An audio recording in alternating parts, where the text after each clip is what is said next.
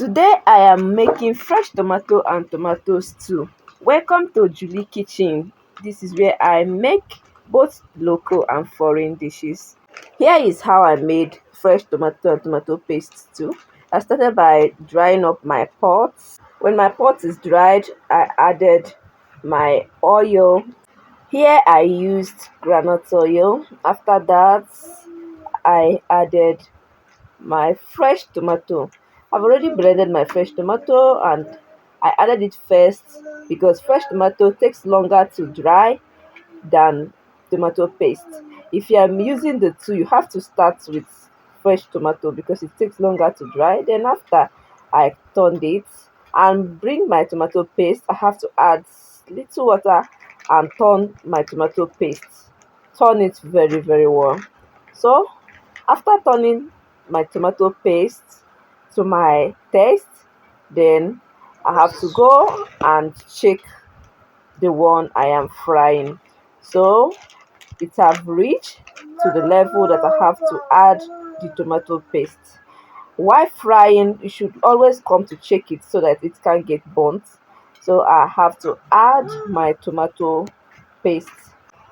After adding tomato paste, then I turn everything together, both the paste and the fresh one. Turn all of them very well.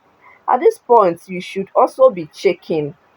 Don't give it too much space so that it cannot get burnt at the bottom of the pot. If you don't check to turn it very well, there is high chances that it might get burnt. So just be careful and be conscious and always come to check your stew and turn it as well. At this point, it's okay, and I have to add my fish water.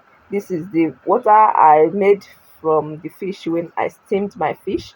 So I added it, turn everything, and I added normal water. If the water from your fish or your meat is enough, you don't need to add normal water again. But if it is enough, you have to add it. Then I added my Maggi that I used to cook my stew. So after that, I turn it as well.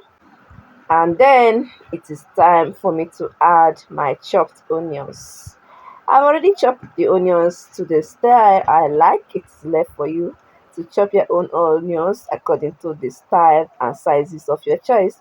So I added my grounded pepper. You can use fresh pepper. Added my salt as well, and also my crayfish, which I've already pounded. I also added it because it's very important as well. After that, I turn everything together. Turn it very well. After turning it, then the next thing is that you have to cover your stew. Even though some people have this belief that there is no need of covering stew while cooking, that you have to leave it open, but to me, I normally cover it. So after covering it, I started processing the fresh curry that I'll be using for this. So as I'm processing my fresh curry, I went back to check my stew and turn it again so that it will not get burnt. As I've said, you have to be checking it consistently. Don't give it space so that it can come out with a very good result. So after checking it, I cover it again. The next, I have to come back to the fresh curry that I'll be using, then added salt. While washing vegetable that you use to cook, you need to add some salt so that it can help to reduce some bacteria. After that, I added the water that I'll be using to wash the vegetable, and then I proceeded to wash the vegetable. After washing the vegetable, I then cut it to the size of my choice. So you can cut it onto the size of your own choice. So after that, I went back to check my food and add the other necessary important ingredients that I've not yet added.